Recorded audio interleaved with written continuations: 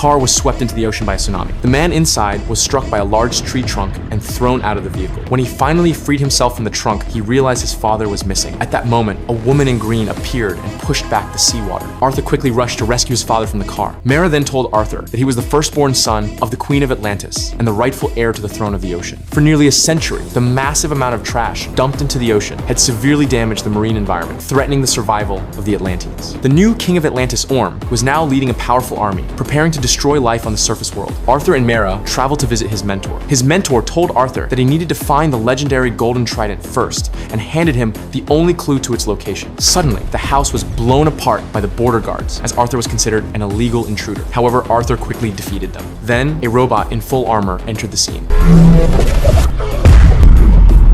Arthur was captured and brought to an underwater hall, where he was bound by 5 iron chains. Right in front of him stood his brother, Orm.